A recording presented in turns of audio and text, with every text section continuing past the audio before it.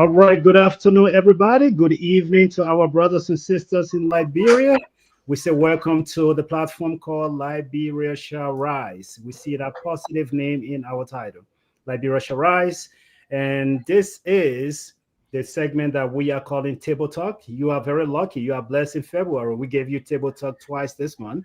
So this is another edition where we are going to be discussing some, just giving some tips to our brothers and sisters in the diaspora, and for you in Liberia, this is super important for you to listen as well because we do it for you. And most of the things that we are going to be talking about, whether people sacrificing, leaving themselves vulnerable, some of them do it in the name of caring for brothers and sisters back home or family back home. So we are just going to be putting some, it's just a continuation of what we discussed last week. Last week, we talked about how Liberians are jubilating or celebrating because of deportation news and all of this, and the U.S. throwing the jabs and saying, well, come and join us. We all eat the cassava gravy or the roasted corn, and we said last week, don't get excited about that because the picture is bigger than you. The economic impact for the country is bigger than you. So whether your friend send you $5 or not, that friend was already supporting someone in Liberia. But anyway, that's my soapbox. Dr. George, welcome to the broadcast. How are you doing today, my friend? Thank you, Mr. Sherry. It's a wonderful day, so I'm doing great. I've been having snow a few days. I think today we have some sun and some rain, so it's good. It's been snowing a couple of days. The storm has been passing through, but yeah, we good out here in this part of the world. Mr. Sapolusia, it's been a long time. Incoming senator for Bon County, or should I say my minister of health. I don't know where to put you, but I think if I put you in those two categories, I will sleep good at night. How you doing, my friend?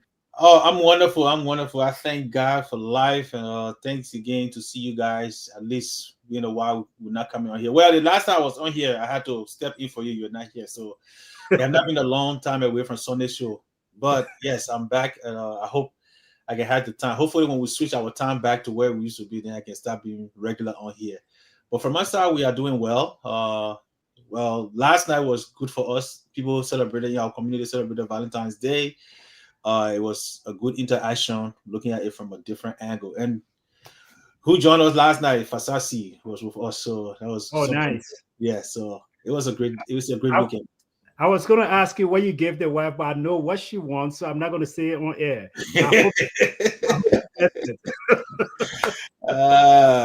But gentlemen, welcome to the broadcast. Last week we talked about this negative vibe that we were getting from back home and how people were celebrating all the different things that against let them come, deport them. When they come, they will yesterday I spoke with someone said, hey, when you're sitting in America, you can say there's job wasting in Liberia, and we Liberians are lazy, we don't want work.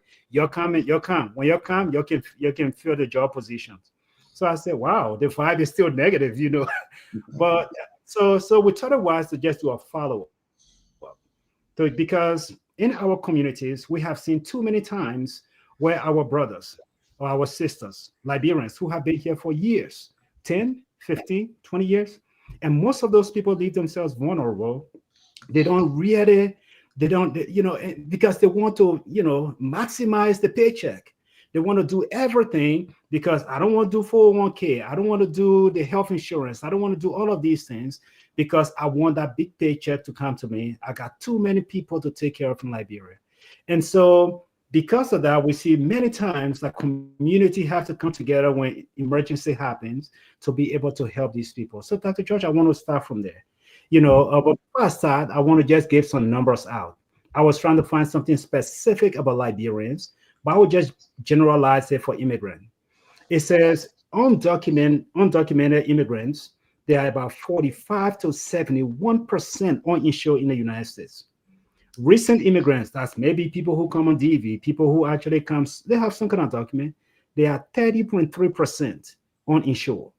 Then you have immigrants with more than 5 years in the United States, 33% uninsured.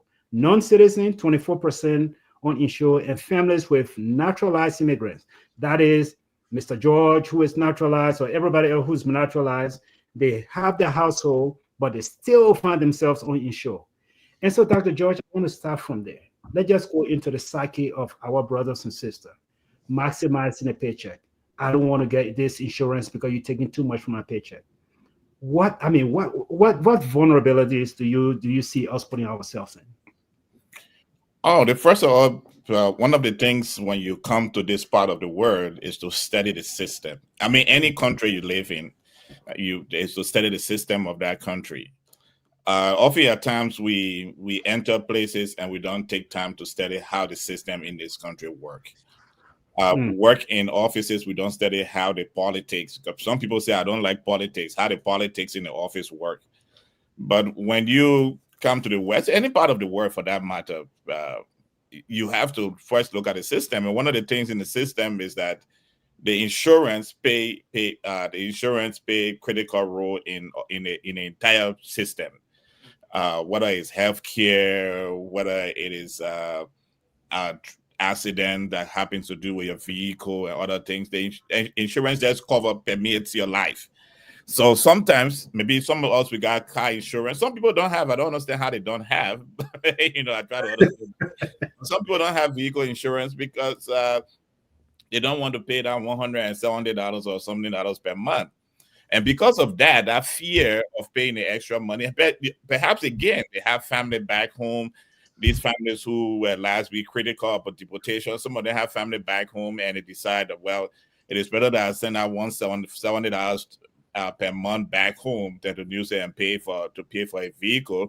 Or health insurance is very high too. I think, I don't know, but where I am, the minimum you pay for health insurance per month as an individual, maybe something like $200. By the time you add your family to it, you're going somewhere like $500, $600 every paycheck. And when you look at that $600 every 2 weeks, and you calculate it, that's $1,200, $1,200 per month just to get insurance for yourself and your kids and everyone else. And some people look at themselves in the mirror and say, I'm healthy, I don't need insurance, I'm not going to get sick today, I'm not going to die today. Some people are very good Christian and know the mind of God, so they say, okay, at the age God has no plan for me to die too now, so I would take that risk. So it's most risky on the health side because nobody is forcing you to get a health insurance. Mm-hmm. It is difficult on the vehicle side because the police, when they stop you, they're going to ask you for your. In fact, when they check in your car while you park, they're going looking for your insurance, looking for your driver's license. They have all the information for you. Coming to you to talk to you is just to get further proof that you're the person they're dealing with. So most people on the health side, they don't engage in that. They don't have insurance for health. When it comes, some don't have death insurance. And companies give death. Most companies in this country give death insurance free. And, at least the least I think is, I don't know about your end, but at least in my end, is $25,000 for death insurance. And most companies give it free. But again, because of the fear of checking those boxes and getting money coming from your paycheck, so many of us don't do that. We don't get insurance. Some of us don't even do the 401k. Nothing. We just here in the system because you calculate that amount of money. And, again, I don't know about your end, what happened in Colorado, what happened in Texas, but I think the average for a family insurance right now will be about $1,000 for family, or at least $500 per paycheck and about $1,000 a month per paycheck. And you're looking at, that's a lot of money. You have family back home, and you make that decision. Well, it's better that I spend $1,000 on family back home. And some people like to party every weekend is somewhere. They're traveling from state to state, So I'd rather spend $1,000 hitting the states and be on the road than spending it on myself. So that's why we find we get ourselves vulnerable most of the time. So, Mr. Sabalusia, you are very involved in the Liberian community in Houston, Texas. I think I want to even call you a de facto president for one of the associations there. You are really involved in the association. I mean, does this kind of conversation come up in your gathering when you guys meet as a Liberian association? Are we making this kind of announcement to just open people's eyes and say, look, we need to bring professionals on board to talk to us and just get us prepared? You may not die today, like Dr. George was saying. People try to read God's mind, but you may not die today. Maybe you're just 30 and say, man, I can live long, and I still got more time to go. But you don't know. And so do we have these kind of conversations in your gathering when you meet with your constituents? Yes, Mr. Sheriff. Well, just to kind of correct, I'm not a former president, or I've never been, but I am the current chairman of board director for the Houston. I knew you were somebody bigger. I just didn't know which title it was. I just got involved anyway. I mean, on that level. But yes, I've been really involved in the community for more than 10 years since I moved to Houston. And then we have put those issues, those concerns out to try to get our people involved in planning their own financial, to how they can manage their finances, how they can manage life insurance. Health insurance, people feel that they can go to the emergency room, especially after the Affordable Care Act, and they can still get treatment. But like Dr. George said, a lot of our people are not really interested in, especially planning their finances, and when it comes to life insurance. I read life insurance, right? Because one of the things, or most of the things I've heard from people is, look, when I die, I mean, I'm gone. Those that are here, they can do whatever they want to do. But it is very important for them to realize that, yes, when you die, you are gone, but there are people that you have left behind that may not have the hand to bury you. And this is where we find a problem in our community. And I'm involved in this. And right in recent time, I was telling them, look, we need to stop this donation. Every family, when somebody dies, everybody have to ride it around to raise money to bury the person, to send the person back home. And you and I just had similar conversation, I think 2 days ago, on similar situation, where when we are alive, we're not planning for our burial, we're not planning for our death and all this stuff. Yes, it's not a good topic that anybody want to discuss, but it is a very important topic to discuss, because God forbid if something happens to me, at least for me, I know I'm covered, because if I go today, my wife don't have to stop what she's doing to look for money here and there for my burial, right? That is covered, and my children don't have to stop anything. Their life will continue going on. That is important. That's the importance of getting life insurance while you are alive, because that $30,000, $40,000, whatever $1,000 is there, it can help to at least take care of that, so that your mortgage, your rent, your whatever other burden that your family has don't have to go on hold just to take care of a dead person. And that is something our community don't want to discuss. Whenever it's brought up, they don't want to discuss that. They don't want to even listen to it. But I think it is something very important to do. Mr. Samuel, I want to go to Mr. George, but I don't want you to skip over this real quick. Yes. What do you think the problem is? Why do people feel so uncomfortable to talk about that? Well, some people, they feel that it's bad luck to talk about death, right? And another thing that I found out, which could be true, especially when it comes to life insurance, is the fear of somebody killing that person because of their money. I have seen it. I saw it when I was in the military, where one of our colleagues was actually set up by his wife to get $400,000 for his benefit, for his life benefit. So immediately they did, but later on, after investigation by the military, they found out that she set the guy up, sent him to the ATM at midnight. She sent him to a specific ATM where he's going to go to withdraw some money, and there where whoever the would-be criminal were waiting for him. And as soon as he got there, they shot him and they killed him, and then just for her to get the benefit. So that's another reason why people do it. And for us from the diaspora, I mean, Liberians living out in the diaspora, we feel that our people back home life, or their support is more important than for us telling about death. If you go and do your research, it will tell you that Liberians here, I specifically zoom in on Liberians, they feel that the economic issues back home is more pressing than them here, because they feel that, hey, I can go to the hospital, I don't have to have health insurance, but if I went to the hospital emergency room, I can get treated. But my son, my brother, my relative back home, when they go to JFK, if they don't have money, they don't have access to healthcare. So that person prefer taking that money to send to those people back home to go to hospital, to do whatever, and take care of their necessity than for us here. And that's the sacrifices Liberians in Liberia need to know, that our people here are going through that just for your sake. We're taking away from our family just to give to you, so that you can upkeep yourself. So I want that message to go across to the Liberian in Liberia as well. Mr. Sapalucia, thank you so much. And that's exactly where I want to start with, Mr. George. Because, while the intention is good and people are thinking that, look, I was talking to someone, Sapalucia will look at the same report, by the way, because when you look at Liberians, the mindset, and I talked to several Liberians just in preparation for the show, those that are here. And some of the things I just kept hearing, Dr. George, was this whole idea of, you know, Sharif, when I'm hungry, I can just open my refrigerator and eat.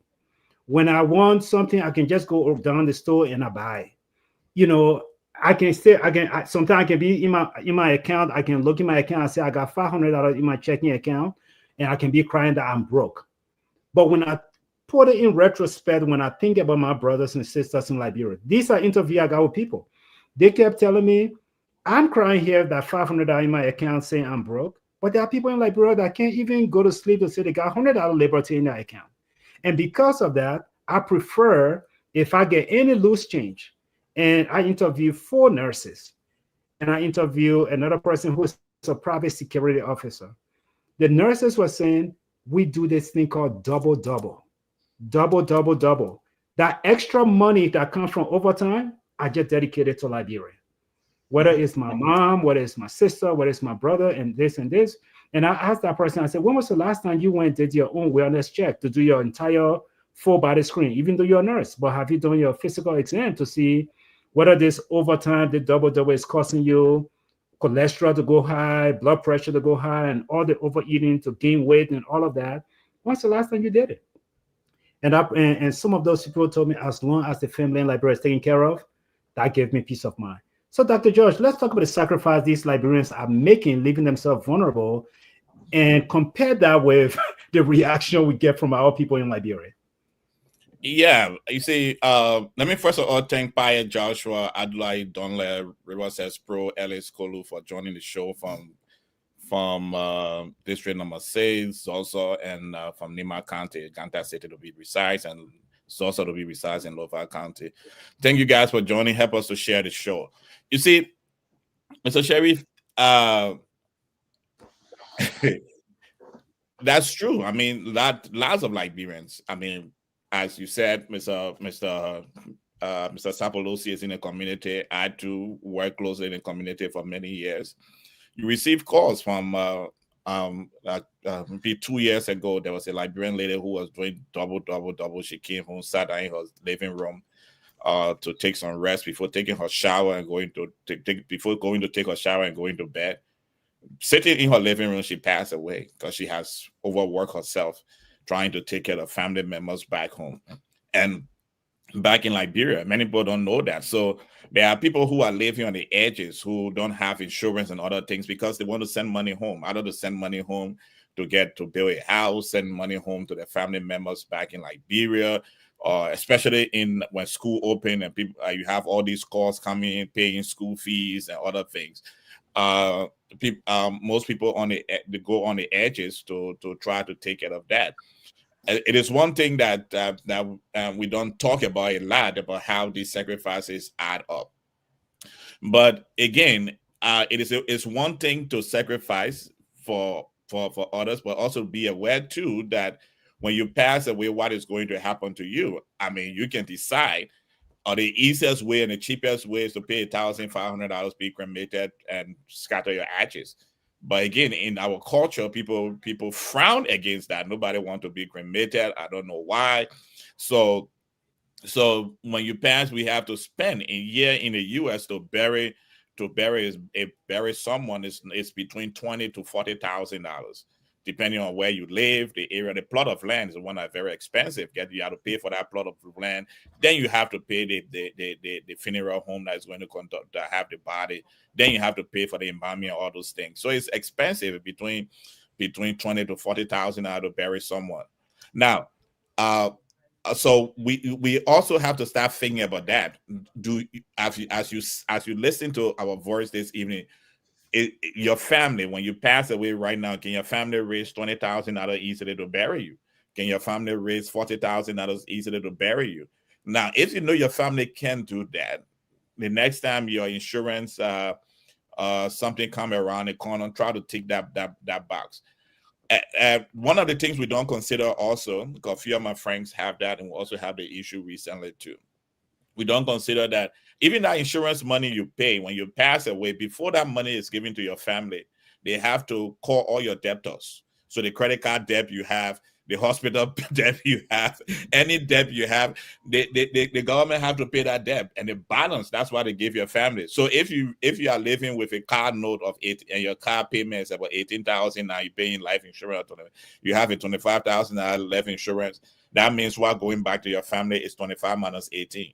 So, so the government is going to pay the debtors. It is a legal thing. You have to inform all the debtors, or you have to inform everyone that Emmanuel has passed away. Emmanuel George has passed away, and that information had to go out there. The debtors now had to come back, come now to say, oh, this person owe me, this person owe me, and after you pay all the debt, that when it's 6,000 or 5,000, you have to pay back, and we don't consider that.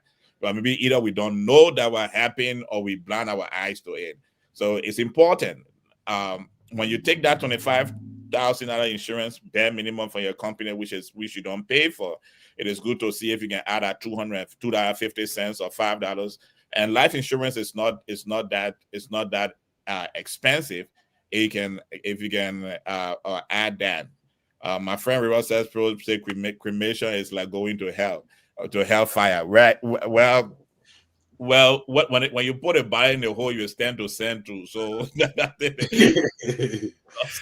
so I don't know, but that's the cheapest. Yeah, and we don't. That's the cheapest. It's $1,500 to do that. But nobody of African descent like you or myself can even easily consider. Let me not say nobody. Majority of us from our African, we don't even consider cremation. So again, that burden now is on your family, it's on your community, it's on your society. And we have cases, and some maybe we'll talk about this later, but some I can put it. I mean, if you want to talk about it, and some of the cases that we also, in as much we don't have insurance, we isolate ourselves from our community. We had a case. Don't get ahead of me. So don't get ahead of me. We'll get there. But I want us to stay real quick. And I appreciate all your response, guys, gentlemen. I really do. This is a serious discussion we're having, and hopefully, again, just want to announce the broadcast, the radio station you're joining us from. You are listening to us on Freedom FM 87.9 in Monrovia. And all of those who are listening to us in Monrovia, please feel free, give us your comment, give us your input. We'd like to hear from you. We'll try to put those on as much as possible. Mr. Sabalucia, let me go by because Dr. George, he's striking some cool points here that I want to kind of touch on. But I want to go back to the sacrifice that people are making. And let's go back. Liberians are here in Europe. I mean, Liberians are dying. I mean, we hear stories from Dubai, like our Liberians brothers go over there and they are practically slaves in those countries, but they're doing it for their families in Liberia. And they're doing their very best. And whether they're sending $25, they're sending $10, they are impacting the economy one way or the other. Not just their family, but the general economy. So, Sabalucia, my question I want to ask you, are we Liberians in the diaspora? Are we painting a picture that make America or Europe or different parts of the world to look like this utopian society that make our brothers and sisters in Liberia to care, now to be so insensitive to what we do? Because the reason I asked that question, brother, I was talking to someone yesterday as I prepared for the show. This person is in Liberia. And we were talking, and I just brought this conversation up. And the person said, man, my brother just went like 2 years ago. But the man living, the kind of house the man living in, the man house get underground. So in my heart, I'm talking about basement. We're talking basement here. But the way she's describing it, the man house got underground, the boy naked there when you see it. And the boy just got 2 years ago. Whether he renting or whether he live in somebody's basement, she have no idea. All she know, the man stay in front of the house and took picture. He stand next to the car and took picture and sent it. So in her head, if he can do all of that in 2 years, what more? So are we painting this picture that make our people so insensitive to the struggles and the plight that we go through here in this country, Mr. Sabalucia? I'll bring the same question to Dr. George. Yeah, so I think, I think one of the main things that have contributed to that maybe insensitivity is social media. Because just because let me paint the picture for us to understand. If I woke up in the morning and the way I appear in the morning, if I took a picture and put that on Facebook, not many people want to comment on it. Right? That's the picture I want for people in Liberia and other places to understand that whenever you see a person take a picture and put it in their album in their house, just that we used to do back home. If you and I took pictures those days, we didn't go when we came from the farm in the morning and we all dusty and dirty. We took pictures on Christmas morning to put it up. No, we kept the pictures from Christmas morning. We dressed in our Christmas clothes. That's the picture we put up in our album or in our room, in the living room, and other places. What I'm saying is to just make it simple is Liberians. Those pictures you see are pictures that we put on Facebook when we finish with all our hustle. When we finish toting the cartoon, when we finish pushing the cartoon or toting the cartoon, when we finish pushing the wheelbarrow and whatever you think about. Those are the pictures we put out there. Just like you guys in Liberia, when you go to Royal Hotel and you pay the $5 to the pool and you take pictures and put it on Facebook. That's the same thing people in America are doing, right? It's just to show that look, I know it can bring out two different images. One, the appreciation of what God has done for me, that I can express that hey, I'm living somewhat better than when I was living in Liberia, and there is hope. You that in Liberia, that when you get to America, you can live a better life. Now, the negative part of it is the flamboyant or the perception. What if the receiver of that image, how they interpret it is the negative part, right? That the guy just went to America. America is so easy. No, America is not easy. America is way more suffering than it is in Liberia. And let me put it to you: if I go to Liberia and work for 8 hours, I can spend 2 to 3 hours doing actual work in Liberia. Actual work, sometimes less than that. In America, if I'm working for 10 hours, if it is pushing cartoon, I'm going to push cartoon for no less than, if it is 9.5 hours of those. And I mean literally pushing the cartoon, not putting the cartoon down, taking 1 hour break. No, you're going to work. And not 15 or 30 minutes you got, that's the break you will have. So that's how it works in America and most of the diaspora, right? But the sacrifices, I really want people to see the picture of the sacrifices that we make here. If you go and visit the IMF report of 2017, I could not find a current one. Liberia in the diaspora contributed 27.1% of the Liberian GDP. Right? If it was 2 billion, think about how much we contributed. So that is the work. And in order to do that, in order for us to contribute that to Liberia, it means that when I push those cartoons for 10 hours, I'm taking that money and giving it to Liberia. And I want to put it this way also. Liberians, whenever you tell a Liberian in the diaspora that, the little thing you send me, that is an insult and that is a slap in our faces.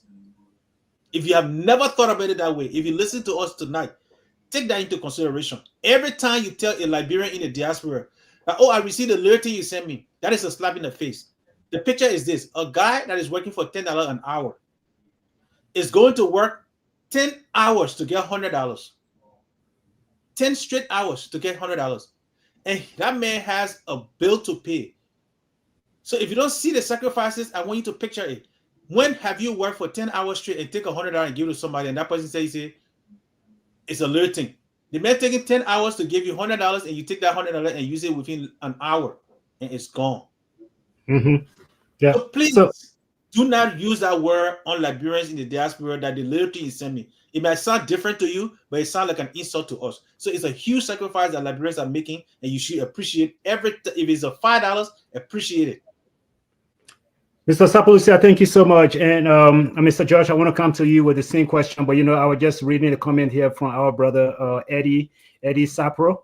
Eddie Sapro say, he lives in Europe, but 60% of his income, 60%, that is astronomical. 60% of what he makes, it goes to Liberia.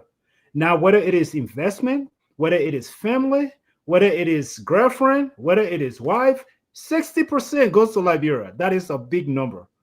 That is a big number. And how is he making it in Europe?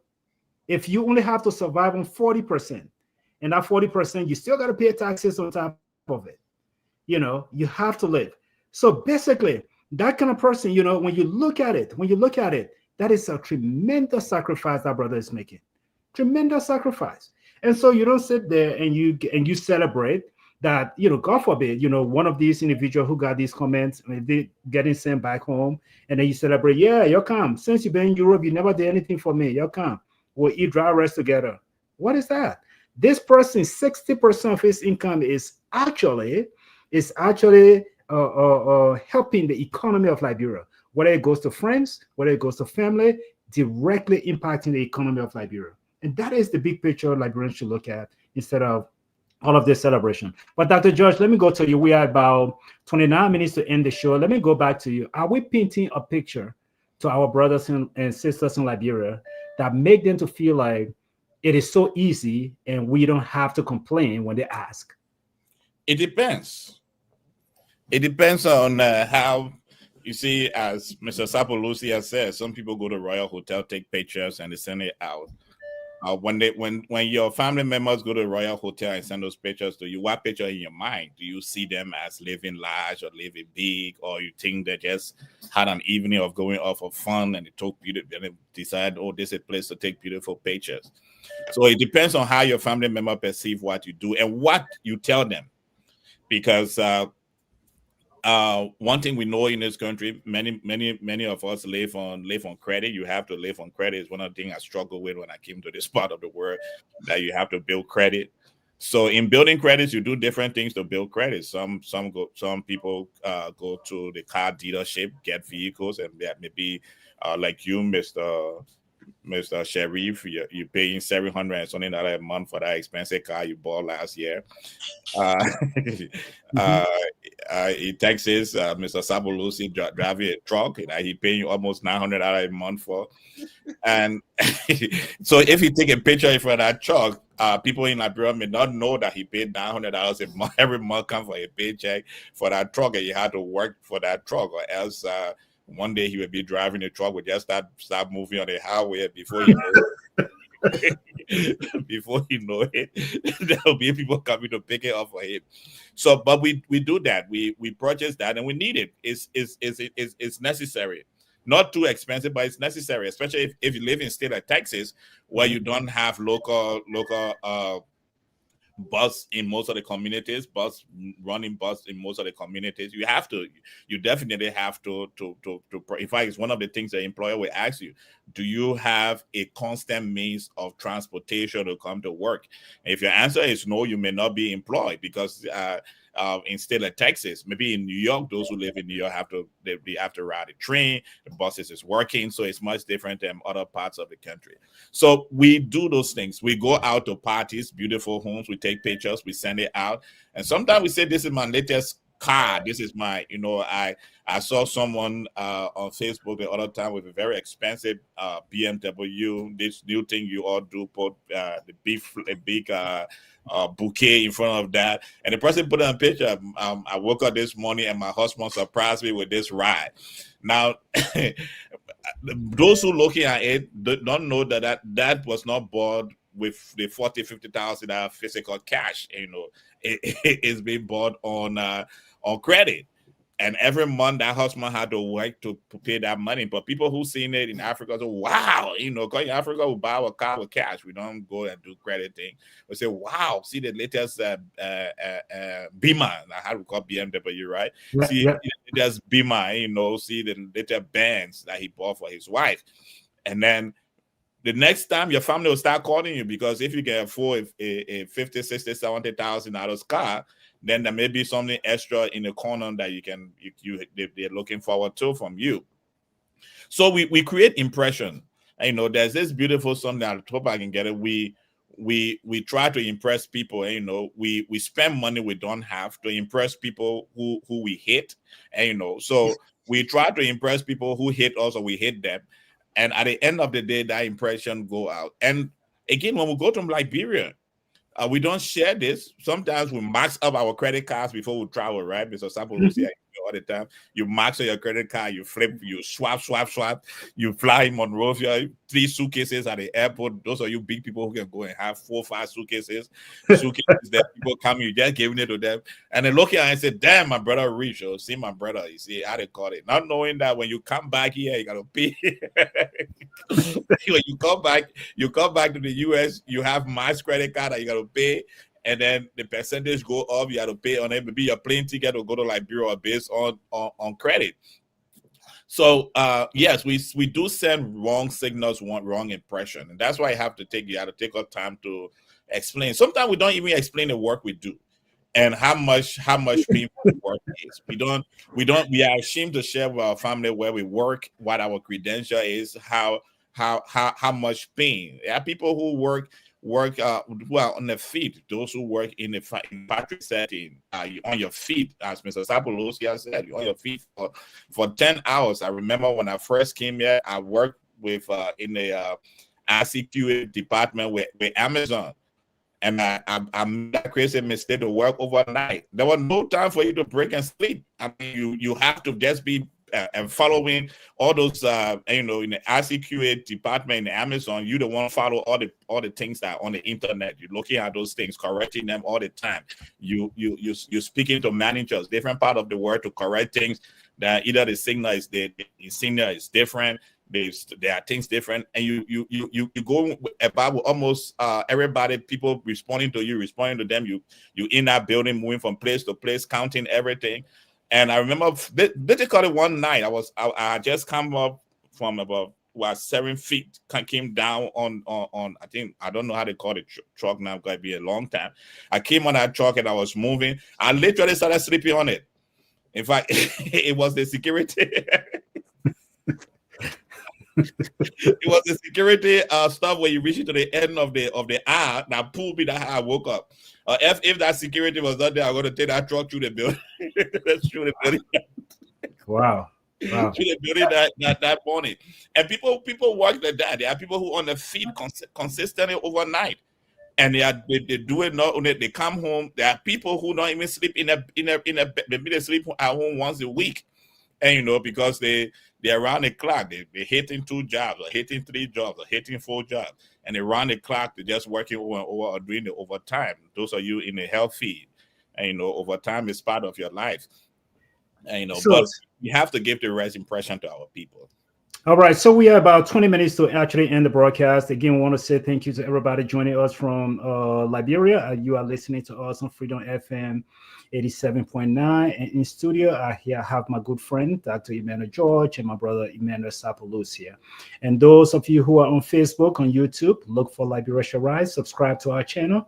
And once we have any program, you will be the first to receive that update. Dr. George, you've been talking so long. I wanted to start this question with you, but you've been talking so long. We'll go with Sapolucia. I want us to talk about the social isolation. Sapolucia, you are very involved in your community. I am semi-involved in my community. Our community in Colorado is not that big, and so we don't have events near as much as you do in Texas and other places. But most Liberians, because of the 24-hour work, because of the services that they do, my job does not allow me. I just can't do this. I don't have time to go and socialize. In places like Minnesota, they got this thing called Liberian Weekend. And so there are social events that take place in those communities. But most Liberians, because they are so worked, they don't have time to socialize. What is this social isolation doing to Liberians in those communities? So sometimes people die and they come to us and say, let's donate money. And we asking ourselves, who's that person? And they say the name with it. I don't know that person. So what is the social isolation really doing to our people to just make them vulnerable, even more vulnerable in the US, as we've been kind of talking about? So, and being involved in the community for the past years, there are other aspects that are leading to that kind of isolation, right? I don't know if it is happening in other Liberian community, but I know in Houston, one of the problems that I found out when I started getting involved and reaching out to other people in different part of Houston, because Houston is huge. It's not like other cities, right? Like Brooklyn Park in Minnesota is close together. Houston would take sometimes an hour just to get it, an hour drive to get to the end or the other side of Houston. So there was few weekends I decided, let me reach to other part of these places that I have not been, just to engage, Liberians. The sad thing that I discovered, I'm not proud to say this, is the behavior of our people. Some people, I don't want to say dehumanized, but they treat other people like a minority. In the same, we are from Liberia, right? Yeah. But there was some group that came here in the 60s, some group came here in the 70s, some group came here in the 80s. And then those that came in the 90s, it depends on the status you came on, whether it is DV, immigrant refugee status and those other things, asylum. So what I discovered in the community from reaching out, especially those that live in a refugee, because those that came on refugee status, they were given certain housing communities in Houston. I think I saw the same thing in California as well, in San Diego. So those people felt, or they were made to feel, because that's what they told me, what people told them, that they were not part of the Liberian community, that they were refugees, so they are not considered Liberians, or they are sub-Liberians, right? And the people Because who have been here long enough that came on good started to look down upon them they look down on as them, yeah. right? So when you reach out to them and try to say, hey man, we are doing this in the community, I want you to be involved. They say, oh no, we don't consider us to be part of them. They say we came as refugee, we came on asylum, so we're not supposed to be among them. And in fact, we still got the thing what they call the Congo and the country people. And me, a country person, so I don't want to go among the both people. You know, so those are some of the things, and I don't want us to kind of blame everything on the work, because while it is true, work is going on. I know people in this country, in Houston, that work 2 jobs, but they still make it their business to attend almost all the parties in Houston on the weekend. But some of those same people are not involved in the community. The only time we get to hear about them is when they are in some trouble. Then they come to the community to ask for help, right? So the social aspect, when it comes to like party and other stuff, there are people who are involved or they participate, but they are not involved in the community issues. That when we talk about, hey, let's come together to put up this program, youth program or community programs to bring us together, they are not involved in that aspect. And I think that is a huge impediment to the growth of our community, right?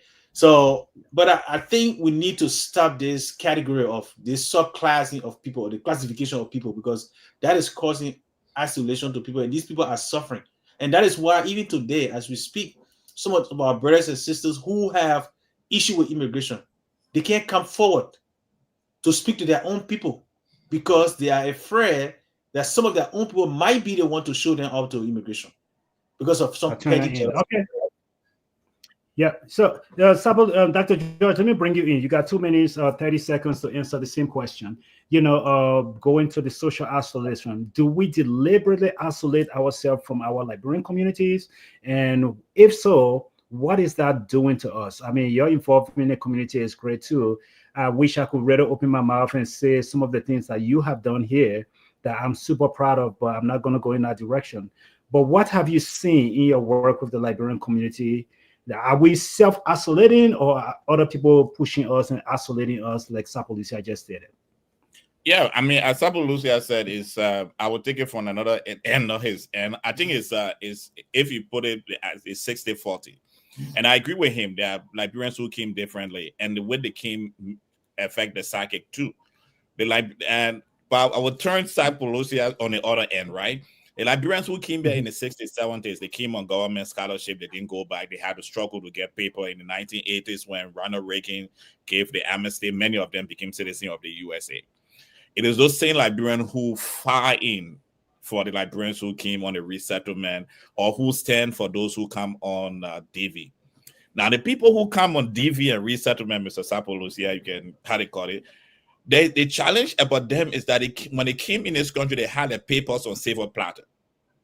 They didn't have to struggle with the on-ground, with struggling to work and how they call it. They had the documentation they got the documentation on the airport. They could go into the system. Now there's the arrogancy of these people who come on resettlement, who came on DV. They have this arrogancy. And that's why sometimes pays off the people who came, they had to work on the table, they had to struggle. And I agree, there's that kind of something, but the mindset, you can study in the mindset of those who came, who actually, even those who came on visiting visa and had to work their way through the system. The mindset is different from the people who came on resettlement, who are coming on DV, because they don't understand the struggles that these other people go through, and they are not part of the community. So then isolation takes place. And the isolation takes place. One, I agree with Mr. Sapo Lucia. That's one. We still struggle with, and this have to do with self-esteem. This is the United States of America for speaking Allah, right? Nobody pay your bills. You don't pay anybody bills. You don't have to struggle with what other people think, but you also have to remember that it's a community. And there are people who isolate themselves because they feel that we talk too much in our community. People gossip and this one. When I go out and start talking to people, they say, oh, you can't, they'll be talking about you. And, you know, they will be saying this. But nobody, most of the time, nobody is you talking about yourself in your mind. Nobody care about you. Nobody care about the car you drive. Nobody care about the house you stay in. Nobody care about what's going on in your family. People may talk, but it's the same thing true. I started talking to Liberian recently to tell them the same thing true in your street you live on. I don't know. My street I live on was in Texas. Had a lot of old people on both sides. There were only a few of us who were young on the street. But if anything happened, my next door neighbor can tell me the whole story of what. One day he told me the whole story about what happened in the neighborhood the entire weekend. You know? So I went back home and I told my wife, I said, what? Yeah, you think nobody knew. You know, and bless his soul, I let him pass away. But everything you want to know, oh, the police came here. Oh, you see that person got camera in there. You see the person, the jail got married. That person is sick. He went to the hospital last week. He keep this out. Wow. For you, because that's exactly how they are trained. Your own child, take an example of your kids. Those of you who have kids in high school. If you tell your kids to describe, because they are trained, Americans are trained to describe things to the core. So your kids are trained to describe things. So when they live on the street, they're looking at you. So you think it's only in the Liberian community, but it's not true. It's not true. Listen to the news when incident happened. Listen to the interview people, right? And these people are talking about a neighbor that they have never seen. Oh, I used to see him come here car, but he drive a red car. Oh, I didn't know he was going through some mental problem, because they describe that person to the key where they work and everything, but they don't know much of the person. They have knowledge of the person, but they don't know. And that's how we behave in our community too. We isolate ourselves. And it's challenging. And I would show you this, because as the Secretary General for the Liberian Association for many years, just resigned in December, we received calls. About 2 years ago, there was a Liberian young lady who served in the military. She was discharged in the military. She came back. She isolated herself. She passed away. She had no family. They had to call the Liberian Association to see how we can support this. If we don't want her to be mass buried, how can we support in this situation? And we had to come out to support. We had to come to the community. We had to come and ask the community to support this situation. Now, this is a person who isolated. We didn't know how they call it. Then we had the case, the popular case, the 2014 case with to his family, his soul rest in peace. The situation at Eric Duncan, CNN, all the leading paper organization were calling the Liberian Association for interview. The president of the Liberian Association had to go on CNN at this time. The community was being called about to take responsibility of this situation. But no one knew how he came in the country. No one had the idea of how this end. But when these things take place, the community is called, and that's why we keep encouraging people: do not isolate yourself. Belong to a church. Belong to a mosque. Belong to a whatsoever religious group, and whatsoever they call your stuff in a religious group. Sorry, I don't know all the name. If you belong to a Buddhist temple, go to synagogue. Whatsoever you go to, get yourself associated with those areas and also associated with your community.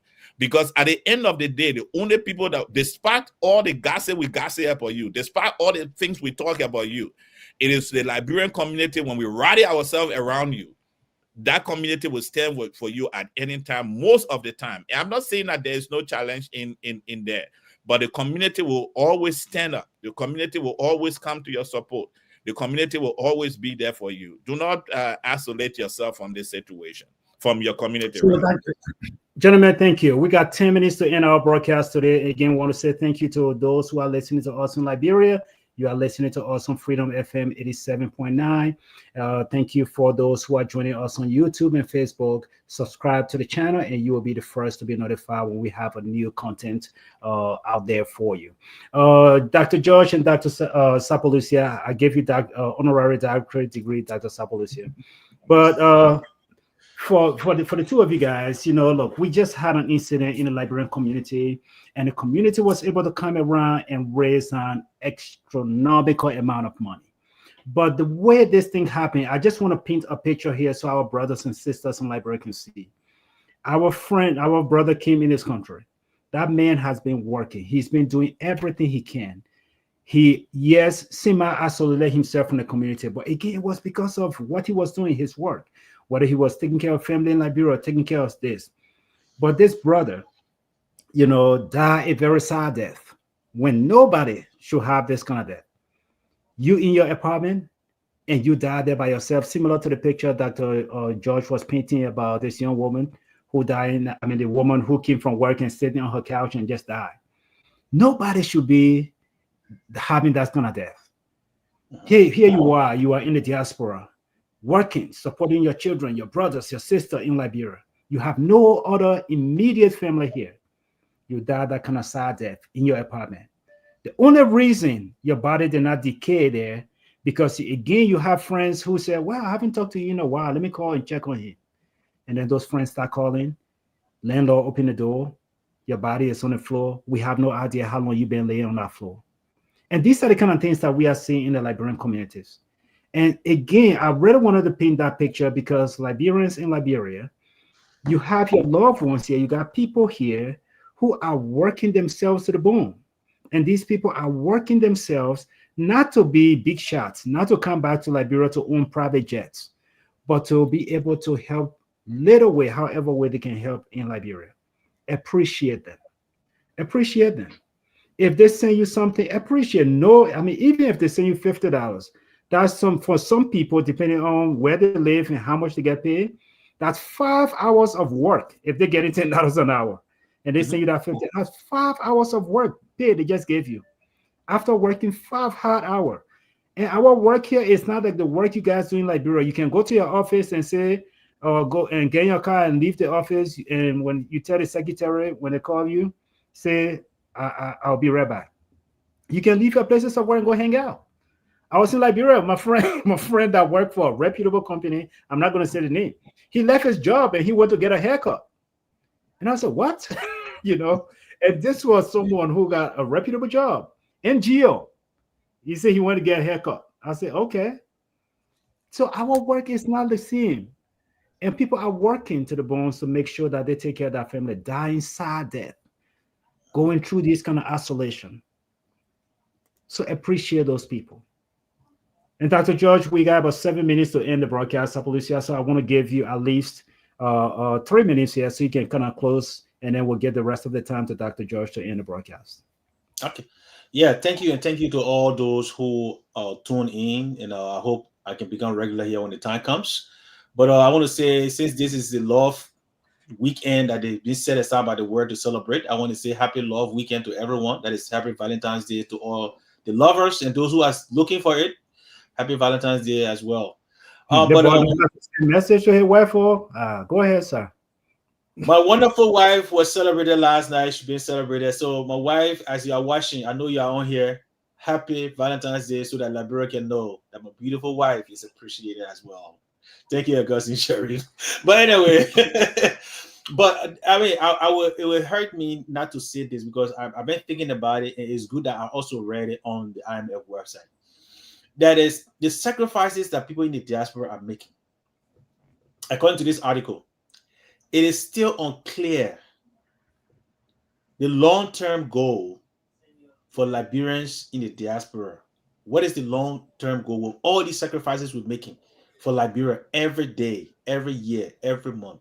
What is our long-term goal? This is the question I'm asking us, and we need to think about it. What is the long-term goal for us? Because according to IMF, it is unclear what is our long-term goal for Liberia.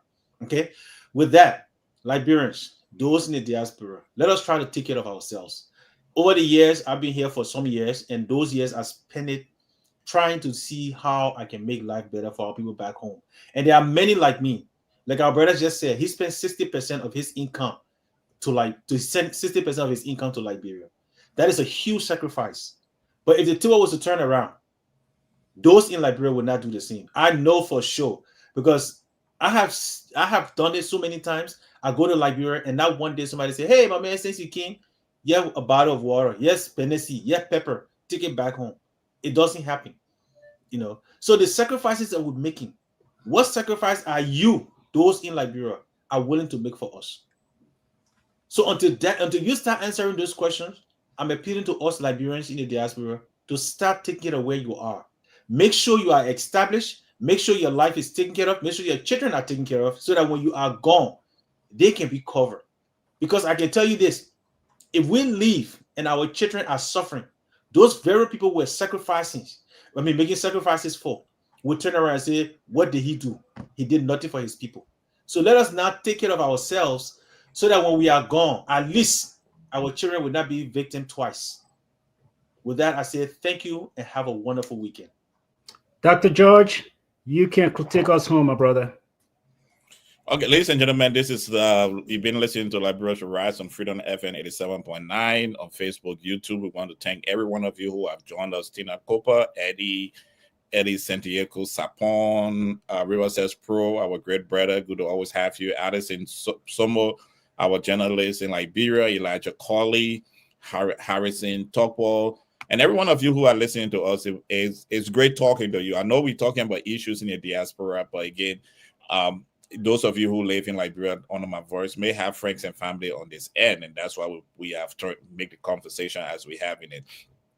Now, to our fellow Liberians here and those who back home, it is good for us to live, work, and support our family, as my brother Emmanuel Sapolosi have said.